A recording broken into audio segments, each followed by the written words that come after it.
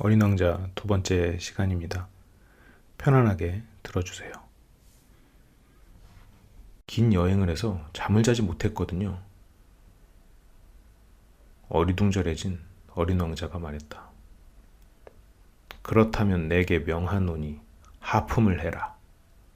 하품하는 걸 본 지도 몇 해가 지났구나. 하품하는 모습은 짐에게는 신기한 구경거리지. 자, 또 하품을 해보렴. 명령이다. 왕이 말했다. 그렇게 말씀하시니까 겁이 나서 하품이 나오지는 않는군요. 얼굴이 빨개진 어린 왕자가 말했다. 어흠, 어흠. 그렇다면 짐이 명하노니 어떤 때는 하품을 하고 또 어떤 때는 하고 왕이 대답했다. 그는 뭐라고 중얼중얼거렸다. 화가 난 기색이었다. 왜냐하면 그 왕은 자신의 권위가 존중되는 것을 무엇보다도 중요하게 생각하고 있었기 때문이었다. 복종하지 않는 것은 용서할 수 없는 것이었다. 그는 절대군주였다.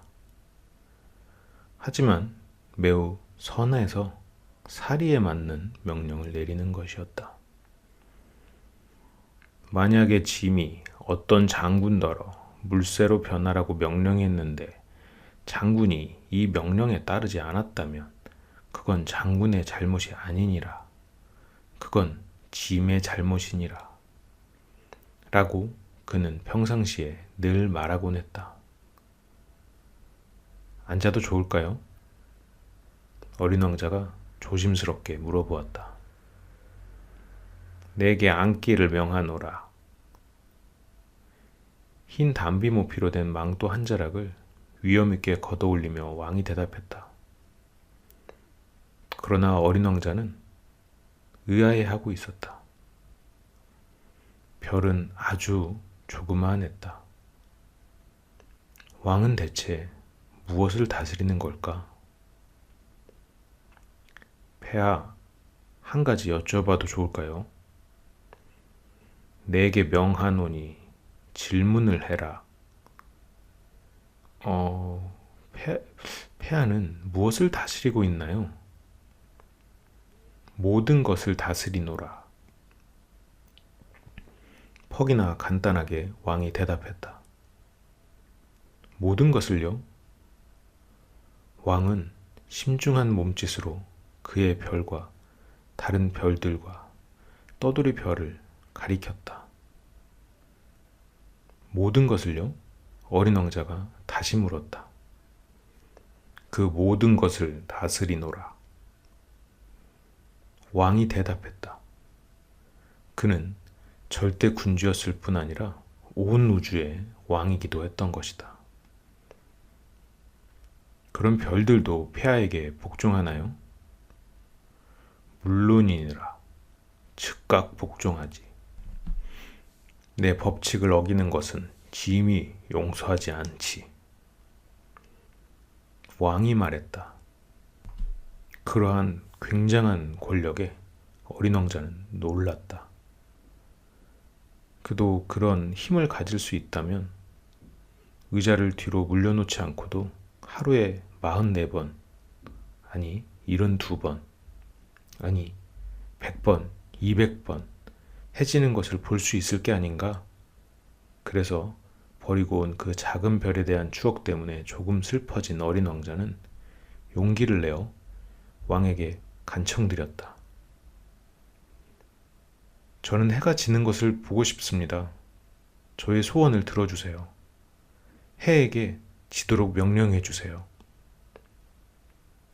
짐은 어떤 장군에게 나비처럼 이 꽃에서 저 꽃으로 날아다닐 것을 명령하거나 비극 작품을 한 편 쓰라고 명령하거나 혹은 물새로 변하도록 명령했는데 그 장군이 그 명령을 받고 복종하지 않는다면 그가 잘못일까, 짐이 잘못일까? 폐하의 잘못이시죠. 어린 왕자가 자신 있게 말했다. 그래, 누구나 그가 이행할 수 있는 것을 요구해야 하는 법이지. 권위는 무엇보다 이치에 맞아야 하지. 만일 내가 너의 백성들에게 바다에 다 빠지라고 명령한다면 그들은 혁명을 일으킬 거야. 내가 복종을 요구할 권한을 갖는 것은 내 명령들이 이치에 맞기 때문이지. 왕이 말을 계속했다. 그럼 제가 해지는 것을 보게 해주십사 한 것은요? 한 번 한 질문은 절대로 잊어버리지 않는 어린 왕자가 다시 일깨웠다. 해가 지는 것을 내게 보게 해주겠노라. 짐이 요구하겠노라. 하지만 내 통치 기술에 따라 조건이 갖추어지기를 기다리겠노라. 언제 그렇게 되나요? 어린 왕자가 물었다. 오늘 저녁 7시 40분이니라. 짐의 명령이 얼마나 잘 이행되는지 너는 보게 될 것이다. 왕이 대답했다. 어린 왕자는 하품을 했다. 해지는 것을 못 보게 된 것이 섭섭했다. 그리고 벌써 조금 심심해졌다. 이제 저는 여기서 할 일이 없군요. 다시 떠나가 보겠습니다. 떠나지 말라. 떠나지 말라. 너를 대신으로 삼겠노라. 신하가 한 사람 있게 된 것이 몹시 자랑스러운 왕이 말했다. 무슨 대신이요? 사법 대신이니라. 하지만 재판할 사람이 아무도 없는데요. 그건 모를 노릇이지. 짐은 아직 짐의 왕국을 순시해보지 않았느니라. 짐은 나이가 무척 많은데 사륜마차를 둘 자리도 없고 걷자니 너무 피곤해. 왕이 말했다. 아, 제가 벌써 다 보았어요. 허리를 굽혀 별의 저쪽을 다시 한번 바라보며 어린 왕자가 말했다. 저쪽에도 아무도 없는데요. 그럼 네 자신을 심판하거라. 그것이 가장 어려운 일이지. 다른 사람을 심판하는 것보다 자기 자신을 심판하는 게 훨씬 더 어려운 법이거든. 네가 너 스스로를 훌륭히 심판할 수 있다면 그건 네가 참으로 지혜로운 사람이기 때문이야. 왕이 대답했다. 저는 어디서든 저를 심판할 수 있어요. 여기서 살 필요는 없습니다. 어린 왕자가 말했다. 에헴, 내 별 어딘가에 늙은 쥐 한 마리가 있는 줄로는 알고 있어. 밤이면 소리가 들리느니라. 그 늙은 쥐를 심판하거라. 때때로 그를 사형에 처해. 그러면 그의 생명이 너의 심판에 달려있게 될 것이야. 그러면 매번 그에게 특사를 내려 그를 아끼도록 해놔. 단 한 마리밖에 없는 까닭이지. 왕이 대답했다. 저는 사형 선고를 내리는 건 싫습니다. 아무래도 가야겠어요. 어린 왕자가 대답했다. 가지 마라. 왕이 말했다. 어린 왕자는 떠날 채비를 끝마쳤으니 늙은 왕을 섭섭하게 만들고 싶지는 않았다. 폐하의 명령이 지켜지길 원하신다면 제게 이치에 맞는 명령을 내려주면 되지 않을까요? 예를 들어 1분 내로 떠나도록 제게 명령할 수도 있잖아요. 지금이 아주 좋은 조건인 것 같아요. 왕이 아무 대답도 하지 않아서 어린 왕자는 머뭇거리다가 한숨을 한 번 내쉬고 길을 떠났다. 너를 내 대사로 명하노라. 왕이 황급히 외쳤다. 그는 여전히 매우 위험 넘치는 표정을 짓고 있었다. 어른들은 참 이상하군 하고 어린 왕자는 여행하면서 속으로 중얼거렸다. 두 번째 별은 허영에 빠진 사람이 살고 있었다. 아, 저기 나를 찬양하는 사람이 찾아오는군. 어린 왕자를 보자마자 허영심 많은 사람이 멀리서부터 외쳤다. 허영심 많은 사람들에겐 다른 사람들은 모두 자기를 찬양하는 사람들인 것이다. 안녕하세요. 야릇한 모자를 쓰고 계시네요. 어린 왕자가 말했다. 담례하기 위해서지. 나에게 사람들이 환호를 보낼 때 담례하기 위해서야. 그런데 안타깝게도 이리로 지나가는 사람이 아무도 없어. 허영심 많은 사람이 대답했다. 아, 그래요? 말뜻을 이해하지 못한 어린 왕자가 말했다. 두 손을 마주 두드려요. 허영심 많은 사람이 가르쳐 주었다. 어린 왕자는 두 손을 마주 두드렸다. 허영심 많은 사람은 모주어를 들어올리며 점잖게 담례했다. 왕을 방문할 때보다 더 재미있네. 어린 왕자는 속으로 중얼거렸다. 그래서 다시 두 손을 마주 두드렸다. 허영심 많은 사람이 모자를 들어올리면서 다시 담례를 했다.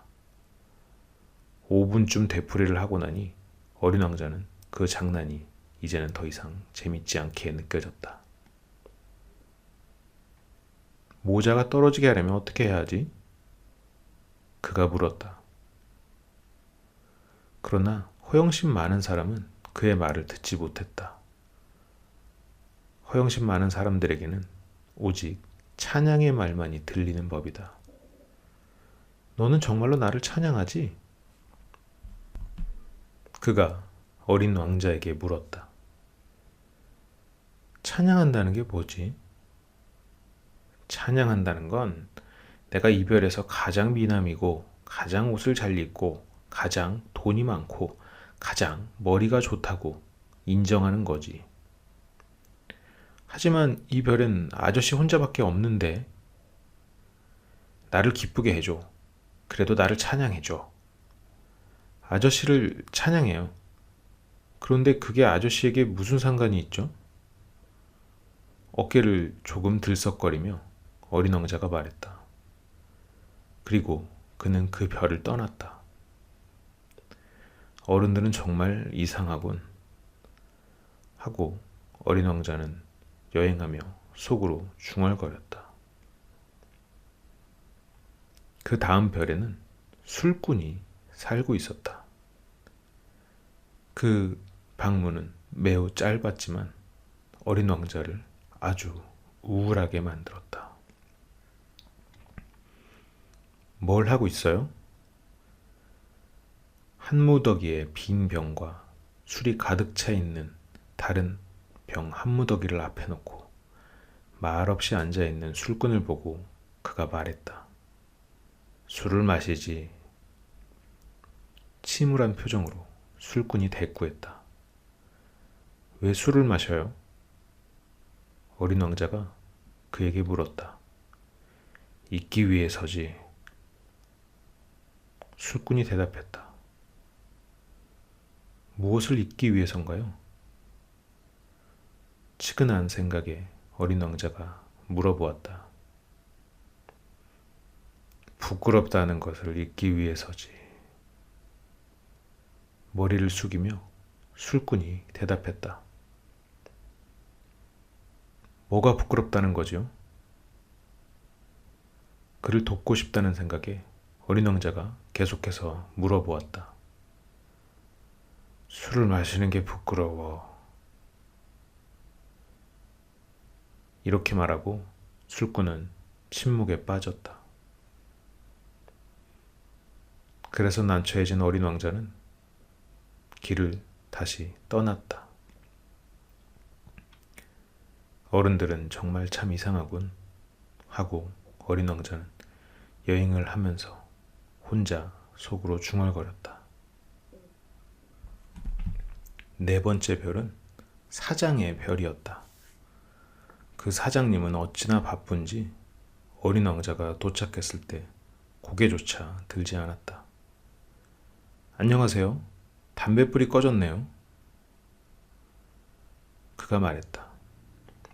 셋에다 둘을 더하면 다섯, 다섯하고 일곱을 더하면 열둘, 열둘에 셋을 더하면 열다섯, 안녕, 열다섯에 일곱을 더하면 스물둘, 스물둘에 여섯을 더하면 스물여덟, 다시 담뱃불을 칠 시간이 없어. 스물여섯에 다섯을 더하면 서른하나라. 휴, 그러니까 5억 162만 2731이 되는구나. 뭐가 5억이죠? 너 아직도 거기 있니? 저 5억 100만, 생각이 안 나는구나. 너무 바빠서. 나는 중요한 일을 하는 사람이야. 허튼 소리 할 생각이 없어. 둘에다 다섯을 더하면 일곱. 뭐가 1억이죠? 한 번 한 질문을 포기해 본 적 한 번도 없는 어린 왕자가 다시 물었다.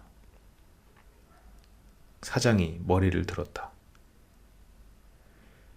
이 별에서 54년 동안 살고 있는데 내가 방해를 받은 적이 딱 3번뿐이야. 첫 번째는 22년 전이었는데 어디서 왔는지 모를 웬 풍뎅이가 날 방해했어. 그게 요란한 소리를 내서 계산이 4군데나 틀렸었지. 두 번째는 11년 전이었는데 신경통 때문이었어. 난 운동 부족이었거든. 산책할 시간이 없으니까. 난 중요한 일을 하는 사람이라 그래. 세 번째는 바로 지금이야. 가만히 있자. 5억 100만이었겠다. 뭐가 5억 100만이라는 거죠? 사장은 조용히 일하기는 글렀다는 것을 깨달았다. 때때로 하늘에 보이는 그 작은 것들 말이다. 팔이요? 아니, 천만에 반짝거리는 작은 것들 말이다. 꿀벌? 아니, 천만에 게으름뱅이들이 멍청이 공상이나 잠기게 만드는 금빛 나는 작은 것들 말이다. 그런데 난 중요한 일을 하는 사람이거든. 공상에 잠길 시간이 없어. 별 말이군요. 그래, 별이야. 5억의 별들을 가지고 뭘 하는 거죠? 5억 162만 2731개야. 나는 중요한 일을 하고 있는 사람이고 아주 정확한 사람이지. 그 별들을 가지고 뭘 하는 거죠? 뭘 하느냐고? 네. 아무것도 하는 것은 없어. 그것들을 다 가지고 있지. 별들을 가지고 있다고요? 그래. 하지만 제가 전에 본 어떤 왕은 소유하지 않아. 그들은 다스리지. 그건 아주 다른 이야기야. 그럼 그 별들을 가지고 있는 게 아저씨에게 무슨 도움이 되나요? 부자가 되는 건 무슨 소용이죠? 다른 별들을 찾으면 그걸 사는데 소용이 있지. 이 사람도 그 술꾼처럼 말하고 있네 하고 어린 왕자는 생각했다. 그래도 그는 계속 질문을 했다. 별들을 어떻게 소유하죠? 별들이 누구 거지? 투덜대듯이 사장이 물었다. 모르겠는데요. 그 누구 것도 아니겠죠? 그러니까 내 거지. 내가 제일 먼저 그 생각을 했으니까. 그러면 아저씨 것이 되는 건가요? 물론이지. 임자 없는 다이아몬드는 그걸 발견한 사람의 것이 되는 거야. 임자가 없는 섬은 네가 발견하면 그건 네게 되는 거고, 네가 어떤 좋은 생각을 먼저 했으면 특허를 내야 돼. 그럼 그건 네게 되는 거야. 그래서 나는 별들을 소유하고 있는 거야. 나보다 먼저 그것들을 소유할 생각을 한 사람은 아무도 없었거든. 그건 사실이네요. 그럼 아저씨는 별들을 가지고 뭘 하죠? 어린 왕자가 말했다. 그것들을 관리하지. 세어보고 또 세어보고 그러지. 그건 힘든 일이야. 하지만 나는 진지한 사람이거든. 어린 왕자는 그 말에 만족할 수 없었다. 전 말이죠. 머플러를 가지고 있을 때 그것을 목에 두르고 다닐 수가 있어요. 그리고 꽃을 소유하고 있을 때는 그 꽃을 꺾어서 가지고 다닐 수가 있고, 하지만 아저씨는 별들을 꺾을 수가 없잖아요. 그럴 수는 없지. 하지만 그것들을 은행에 맡길 수는 있지. 그게 무슨 말이죠? 작은 종이 조각에 다 내 별의 숫자를 적어서 그것을 서랍에 넣고 잠근단 말이야. 그게 다인가요? 그래, 그게 다야. 그거 재미있는데 아주 시적이고 하지만 그리 중요한 일은 아니군 하고 어린 왕자는 생각했다. 어린 왕자는 중요한 일에 대해서 어른들과 아주 다른 생각을 가지고 있었다. 전 말이죠. 꽃을 한 송이 소유하고 있는데 매일 물을 줘요. 3개의 화산도 가지고 있어서 매일 그을음을 청소해주고는 해요. 불이 꺼진 화산도 청소를 해주니까 3개죠. 언제 어떻게 될지 알 수 없는 노릇이거든요. 내가 그들을 소유하는 건 내 화산들에게나 내 꽃에게나 아주 좋은 일이죠. 유익한 일이에요. 하지만 아저씨는 별들에게 유익하지 않잖아요. 사장은 입을 열어 무슨 말을 하려 했으나 할 말을 찾아내지 못했다. 그래서 어린 왕자는 떠나버렸다. 어른들은 정말 아주 이상하군 하고 어린 왕자는 여행하면서 혼자 속으로 중얼거릴 뿐이었다. 5번째 별은 정말 흥미로운 별이었다. 그것은 모든 별들 중에서 가장 작은 별이었다.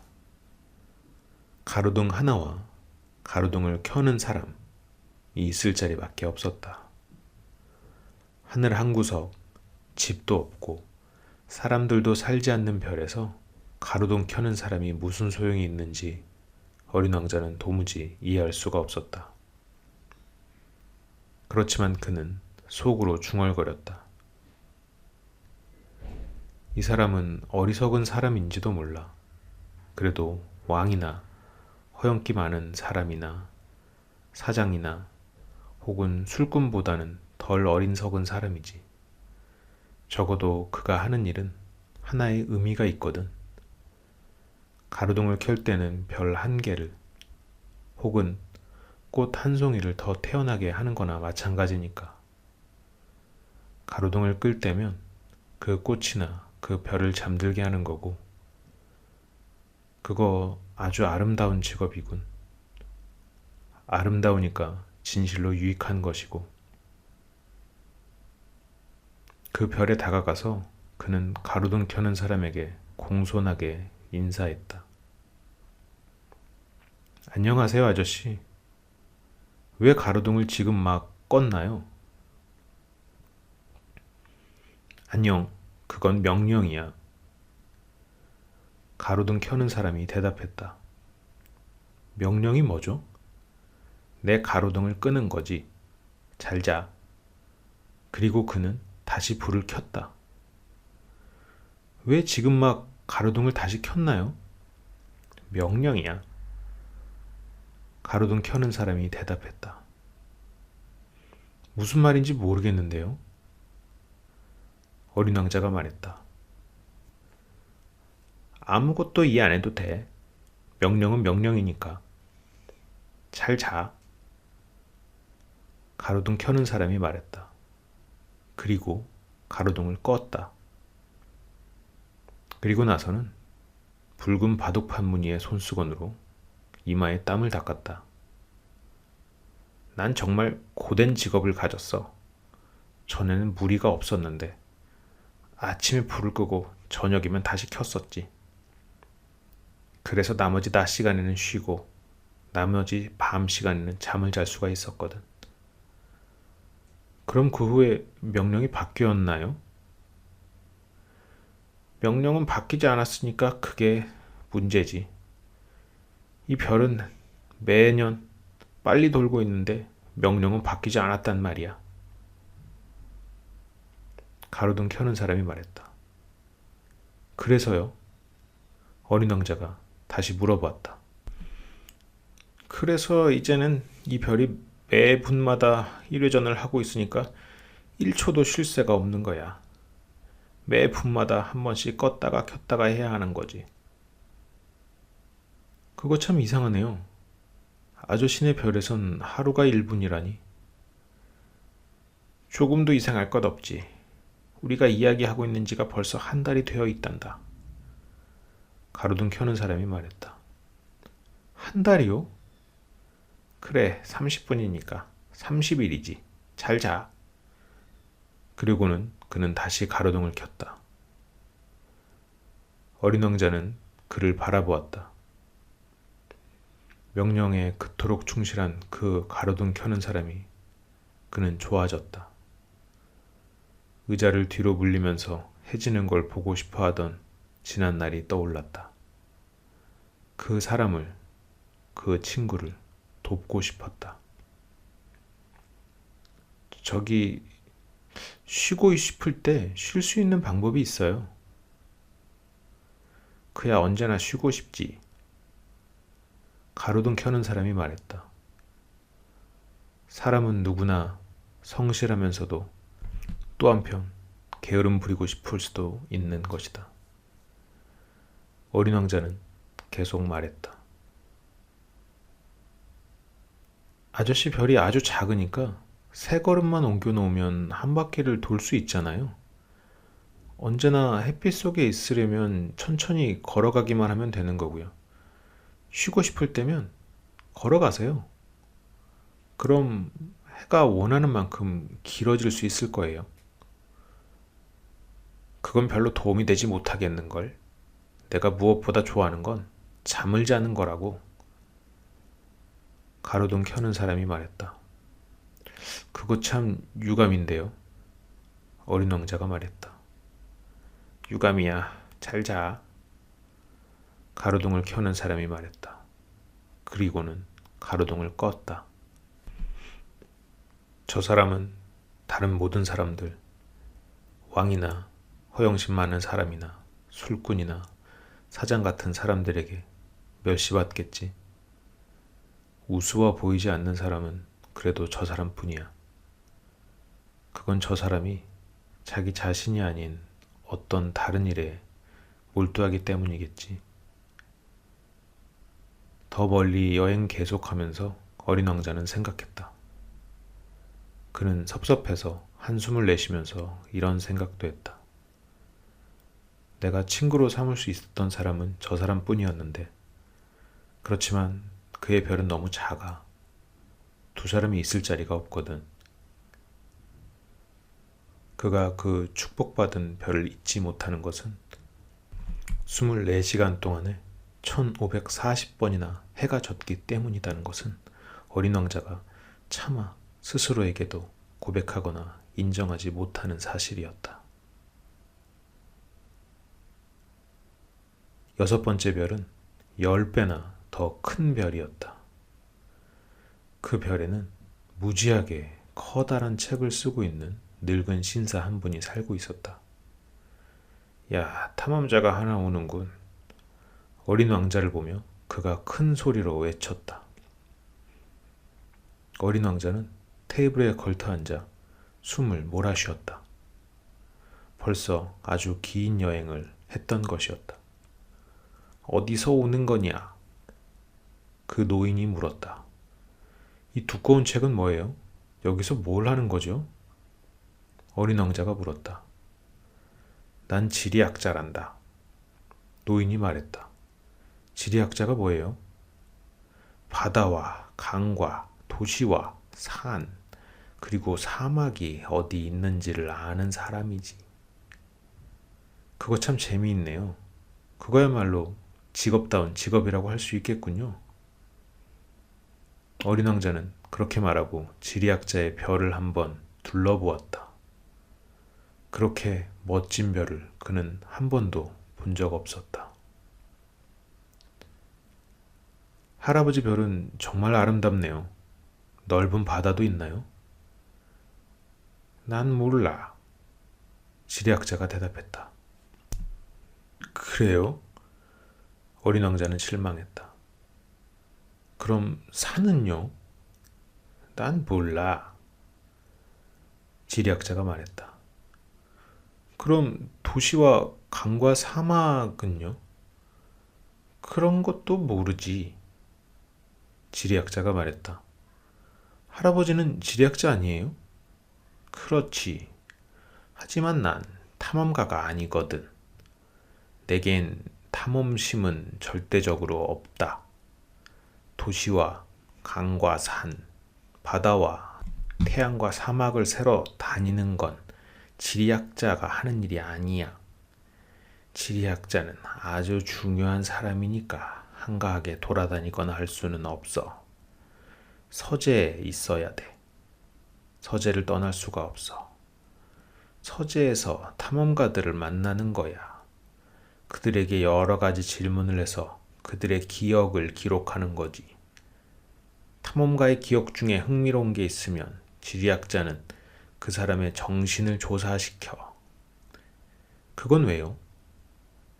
탐험가가 거짓말을 하면 지리책에 커다란 잘못이 벌어지게 되는 거니까. 탐험가가 너무 술을 마셔도 그래. 그건 왜요? 어린 왕자가 말했다. 왜냐하면 술에 잔뜩 취한 사람에게 모든 게 둘로 보이거든. 그렇게 되면 지리학자는 산이 하나밖에 없는 데다 산이 둘이 될 거라고 써버릴지도 모르잖아. 내가 아는 어떤 사람도 그럼 나쁜 탐험가가 되겠네요. 어린 왕자가 말했다. 그럴 수도 있겠지. 그래서 탐험가의 정신 상태가 훌륭하다고 생각될 때 그가 발견한 것을 조사한단다. 가보기도 하시나요? 아니야, 그건 너무 복잡해.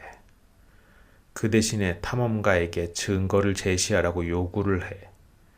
예를 들어 커다란 산을 발견했다라고 하면 커다란 돌멩이를 가져와 봐라 라고 요구하는 거야.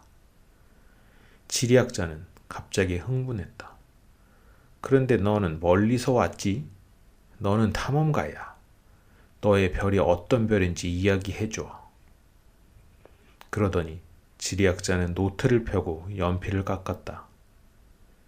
탐험가의 이야기를 처음에는 연필로 적었다가 그가 증거를 가져오기를 기다려서 잉크로 적는 것이었다.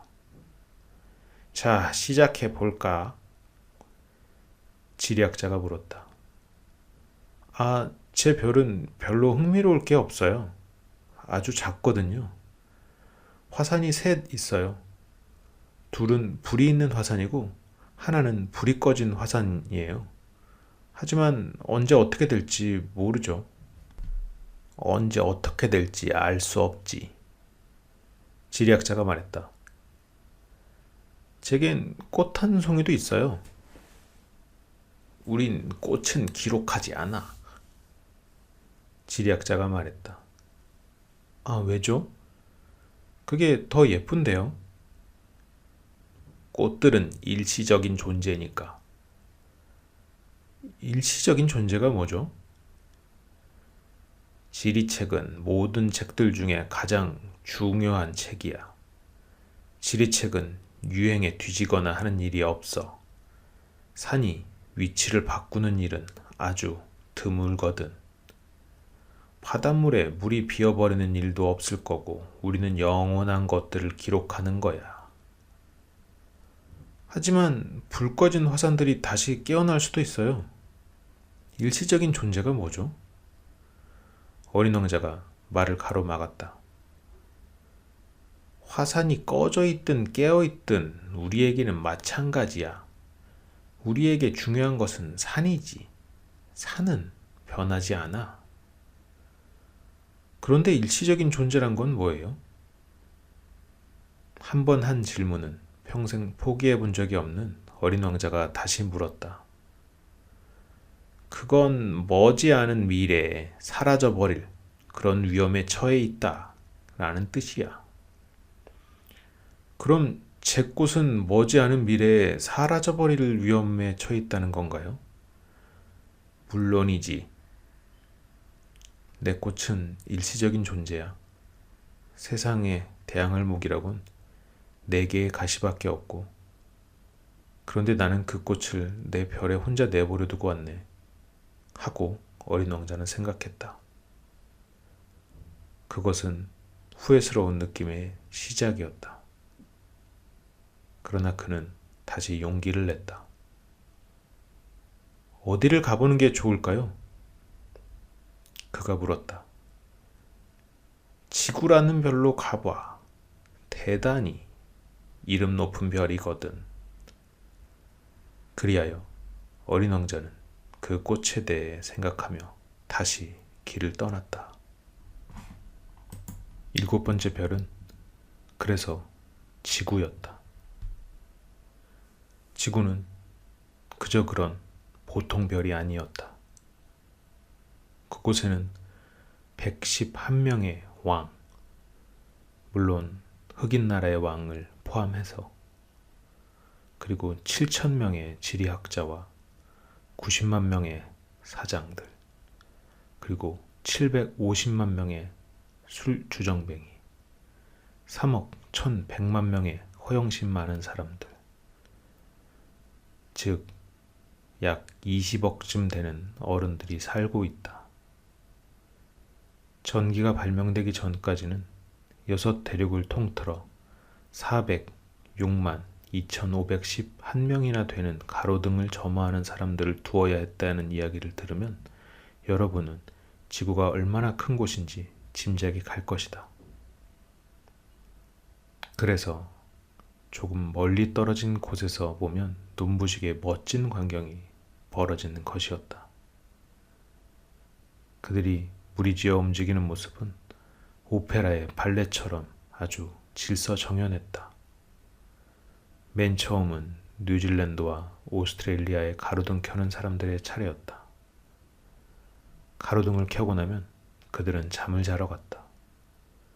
그리고 나면 중국과 시베리아에 가로등을 점화하는 사람들이 발레 무대에 나타났다. 그들 역시 무대 뒤로 살짝 몸을 감추고 나면 러시아와 인도에 가로등을 켜는 사람들이 나타나는 것이었다.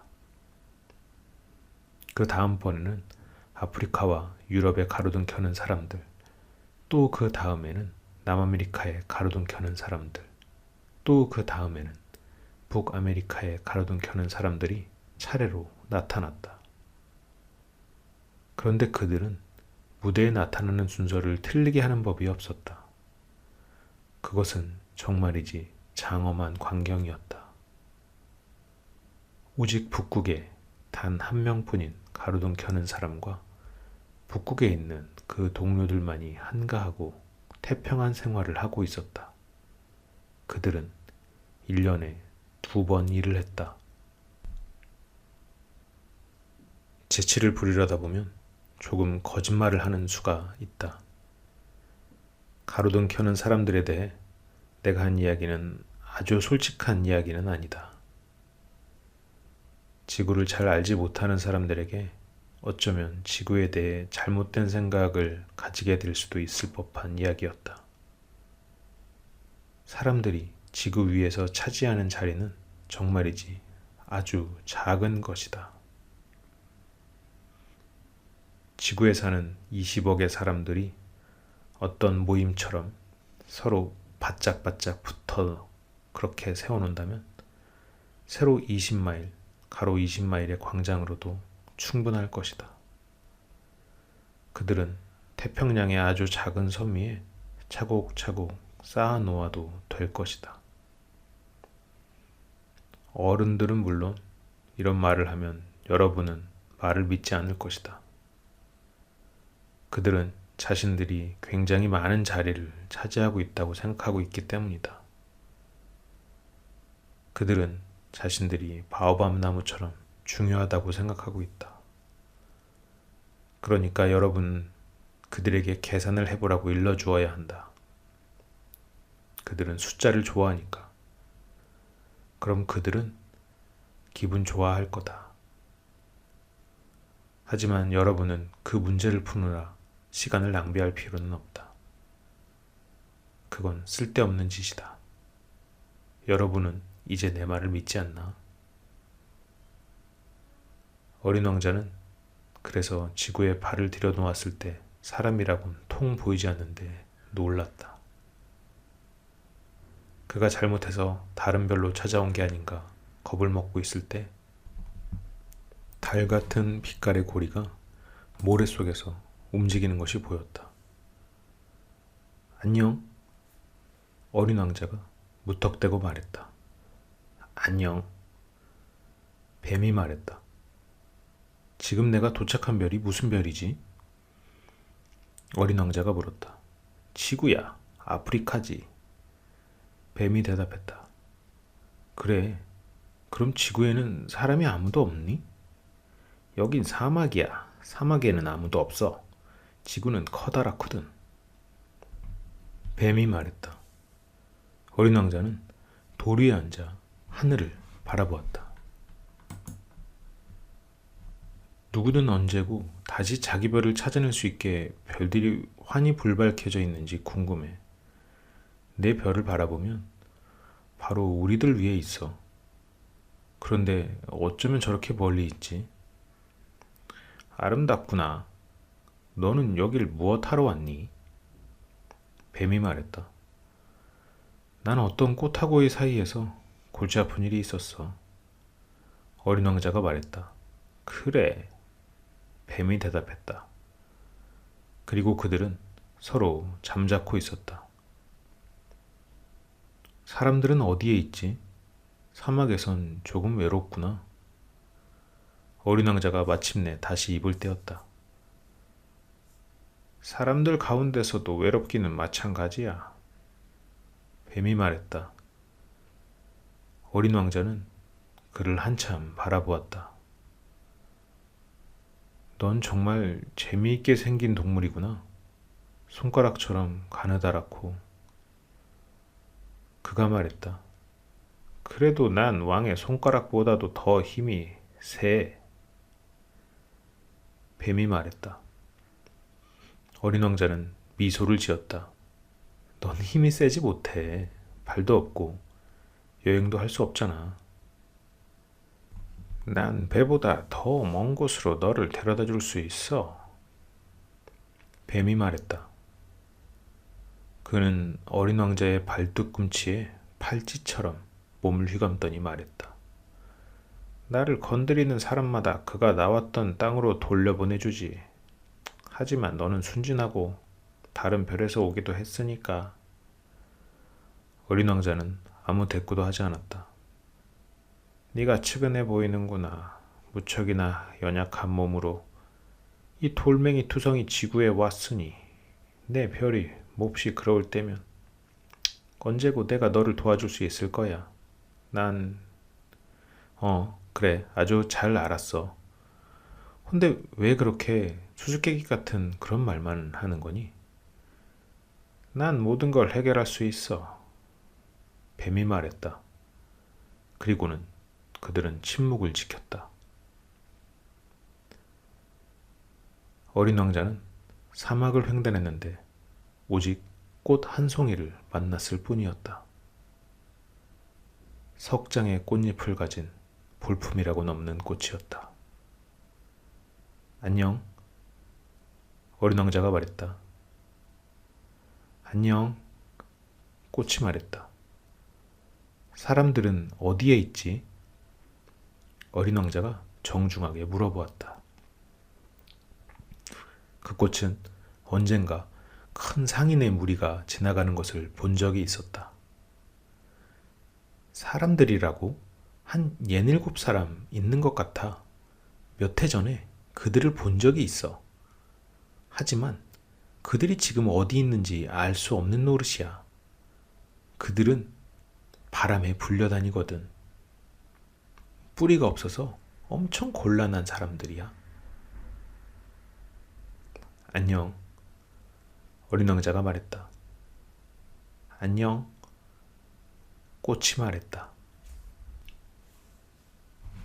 어린 왕자는 한 높은 산 위로 올라갔다. 그가 아는 산이라고는 그의 무릎에 닿던 3개의 화산이 고작이었다. 불이 꺼져 있던 화산은 의자로 사용하곤 했었다. 이렇게 높은 산에서는 이 별의 사람들과 모두를 한눈에 볼 수 있을 거야. 그러나 바늘 끝처럼 뾰족뾰족한 산봉우리만 보일 뿐이었다. 안녕. 그가 혹시나 하고 말해보았다. 안녕, 안녕, 안녕. 메아리가 대답했다. 너는 누구지? 어린 왕자가 말했다. 너는 누구지? 너는 누구지? 너는 누구지? 메아리가 대답했다. 내 친구가 되어줘. 나는 외로워. 그가 말했다. 나는 외로워. 나는 외로워. 나는 외로워. 메아리가 대답했다. 참 얄궂은 별이군. 메마르고 뾰족뾰족하고 험난하고. 게다가 사람들은 상상력이 하나도 없어서 다른 사람들이 한 말을 되풀이하기만 하니까. 나의 집에는 꽃 한 송이가 있었는데 그 꽃은 언제나 먼저 말을 걸어왔는데. 그리하여 어린 왕자는 모래와 바위와 눈 가운데를 오랫동안 걷고 난 끝에 드디어 길을 하나 발견했다. 그런데 길들이란 모두 사람들이 있는 곳으로 통하는 법이다. 안녕. 그가 말했다. 그것은 장미가 만발한 정원이었다.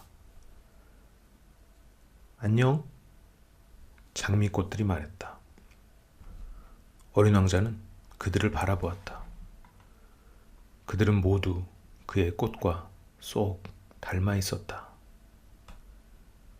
너희들은 누구니? 깜짝 놀란 어린 왕자가 그들에게 물어보았다. 우리는 장미꽃들이야. 장미꽃들이 말했다. 아, 그래?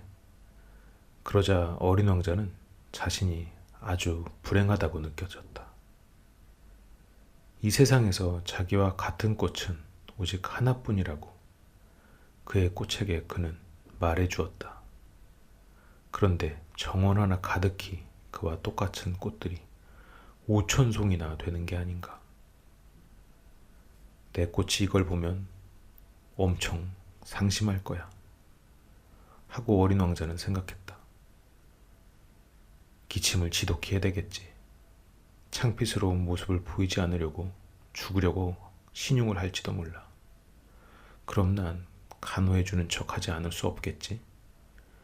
그렇지 않으면 내게 죄책감을 주려고 정말로 죽어버릴지도 몰라. 그리고는 이렇게도 생각했다. 이 세상에 오직 하나뿐인 꽃을 가졌으니 부자인 줄 알았는데 내가 가진 그 꽃은 그저 평범한 한 송이 꽃일 뿐이야.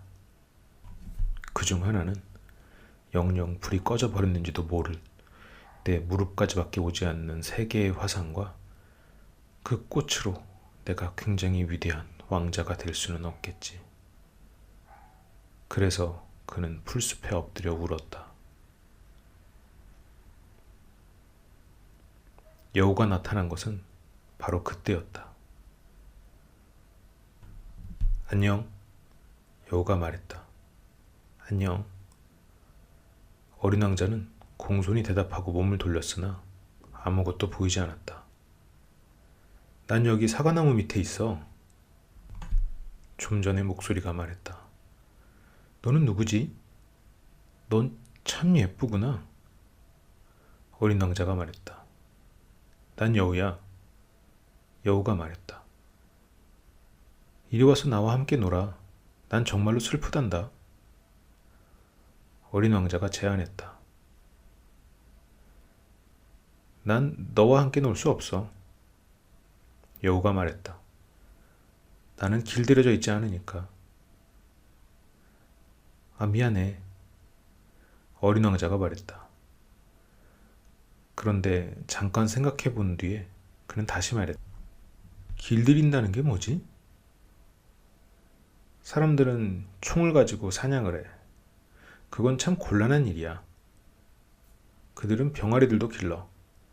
그건 그들의 유일한 관심사지. 넌 병아리를 찾니? 여우가 물었다. 아니야. 난 친구들을 찾고 있어. 길들인다는 게 뭐지? 어린 왕자가 말했다. 그건 너무 잘 잊혀져 있는 거고, 그건 관계를 만든다는 뜻이야. 여우가 말했다. 관계를 만든다고? 그래. 여우가 말했다. 넌 아직 나에겐 수많은 다른 소년들과 다를 바 없는 한 소년에 지나지 않아. 그래서 난 너를 필요로 하지 않고, 난 너에겐 아직 수많은 다른 여우와 똑같은 한 마리 여우에 지나지 않아. 하지만 네가 날 길들인다면 나는 너에게 이 세상에서 오직 하나밖에 없는 존재가 될 거야. 차츰 무슨 말인진 이해가 가. 어린 왕자가 말했다. 꽃 한 송이가 있는데 그 꽃이 나를 길들인 걸 거야. 그럴지도 모르지. 여우가 말했다. 지구에는 온갖 것들이 다 있으니까. 아, 아니야. 그건 지구에서가 아니야. 어린 왕자가 말했다. 여우는 몹시 궁금한 기색이었다. 그럼 다른 별에서의? 그래. 그 별엔 사냥꾼들이 있지? 아니, 없어. 그거 참 이상하군. 그럼 병아리는? 없어. 이 세상에 완전한 데라고는 없군. 여우는 한숨을 내쉬었다. 그러나 여우는 하던 이야기로 다시 말머리를 돌렸다. 내 생활은 단조롭단다. 나는 병아리를 쫓고 사람들은 나를 쫓지. 병아리들은 모두 똑같고 사람들도 모두 똑같아. 그래서 난 좀 심심해. 하지만 네가 날 길들인다면 내 생활은 환히 밝아질 거야. 다른 모든 발자국 소리와 구별되는 발자국 소리를 나는 알게 되겠지. 다른 발자국 소리들은 나를 땅밑으로 기어들어가게 만들 테지만 너의 발자국 소리는 그 밑에서 나를 밖으로 불러낼 거야. 그리고 저길 보렴. 저기 밀밭이 보이지? 나는 빵을 먹지 않아.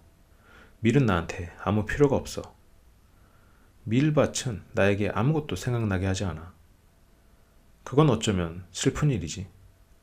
그런데 너는 금빛 머리카락을 가졌어. 그러니 네가 날 길들인다면 정말 근사할 거야. 밀은 금빛이니까 내가 너를 생각할 수 있게 될 것 같아. 그럼 난 밀밭 사이를 지나가는 바람 소리를 사랑하게 될 거야. 여우는 입을 다물고 어린 왕자를 오래오래 쳐다보더니 부탁이야, 나를 길들여줘 하고 말했다. 그래, 나도 그러고 싶어. 어린 왕자는 대답했다.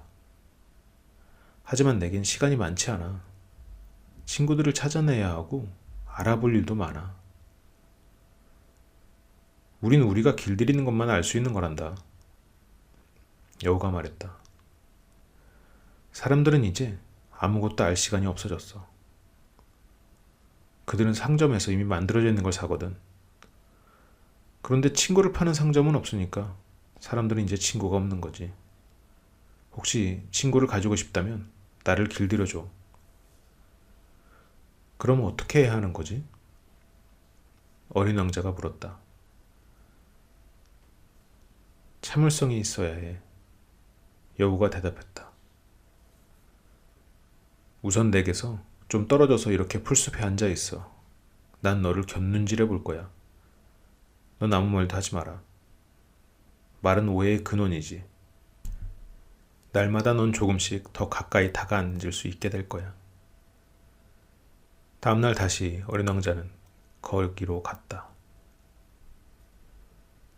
언제나 같은 시간에 오는 게 좋을 거야. 여우가 말했다. 이를테면 내가 오후 4시에 온다면 난 3시부터 행복해지기 시작할 거야. 시간이 갈수록 난 점점 더 행복해지겠지. 4시에는 흥분해서 안절부절 못할 거야.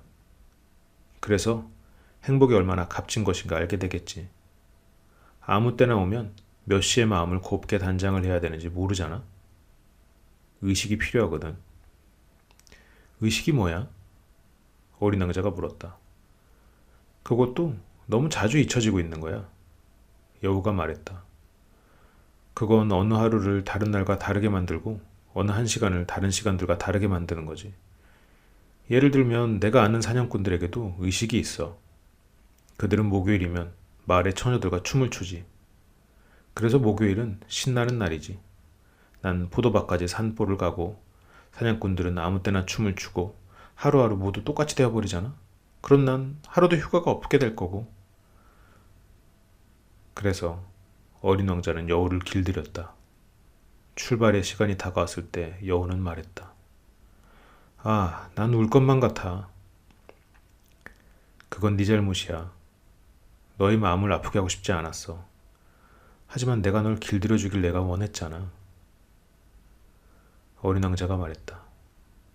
그건 그래. 여우의 말이었다. 헌데 넌 울려고 그러잖아. 어린 왕자가 말했다. 그래, 정말 그래. 여우가 말했다. 그러니 넌 이익 본 게 아무것도 없잖아. 이익 본 게 있지. 밀밭의 색깔 때문에 말이야. 여우가 말했다. 잠시 후에 그가 다시 말을 이었다. 장미꽃들을 다시 가서 봐. 너는 너의 장미꽃이 이 세상에 오직 하나뿐이란 걸 깨닫게 될 거야. 그리고 내게 돌아와서 작별 인사를 해줘. 그러면 내가 너에게 한 가지 비밀을 선물할게. 어린 왕자는 장미꽃을 보러 갔다. 너희들은 나의 장미를 조금도 닮지 않았어. 너희들은 아직은 아무것도 아니야. 그들에게 그는 말했다. 아무도 너희를 길들이지 않았고 너희들도 아무도 길들이지 않았어. 너희들은 예전에 내 여우와 같아. 그는 수많은 다른 여우들과 똑같은 여우일 뿐이었지. 하지만 내가 그를 친구로 만들었기 때문에 그는 이제 이 세상에서 오직 하나뿐인 여우야. 그러자 장미꽃들은 어쩔 줄 몰라 했다. 너희들은 아름답지만 텅 비어 있어. 그가 계속 말했다. 누가 너희들을 위해서 죽을 수 없을 테니까. 물론 나의 꽃은 지나가는 행인에게 너희들과 똑같이 생긴 것으로 보이겠지. 하지만 그 꽃 한 송이는 내겐 너희들 모두보다도 더 중요해. 내가 그에게 물을 주었기 때문이지. 내가 병풍으로 보호해준 것은 그 꽃이기 때문이야.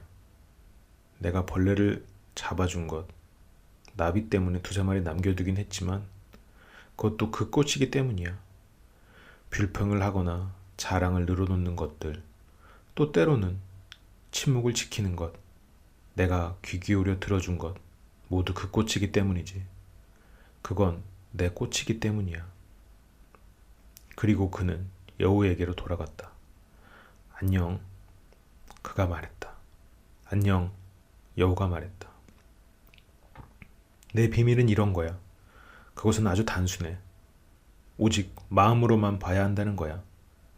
가장 중요한 건 눈에 보이지 않는단다.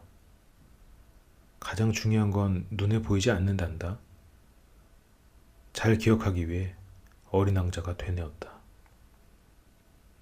너의 장미꽃을 그토록 소중하게 만든 건 그 꽃을 위해 네가 소비한 바로 그 시간이야. 내가 나의 장미꽃을 위해 쓴 시간이란다. 잘 기억하기 위해 어린 왕자가 말했다. 사람들은 그 진리를 잊어버렸어. 여우가 말했다. 하지만 넌 그것을 잊으면 안 돼. 너는 내 장미에 대해 책임이 있어. 나는 장미에 대해 책임이 있어. 잘 기억하기 위해 어린 왕자는 되뇌었다. 잘 들으셨나요? 어린 왕자가 여우를 만나고 길들여지고 그리고 이별을 했습니다. 어린 왕자의 다음 모험은 다음 시간에 들려드릴게요. 지금까지 들어주셔서 감사하고 지금쯤 편안하게 쉬고 있길 바래요.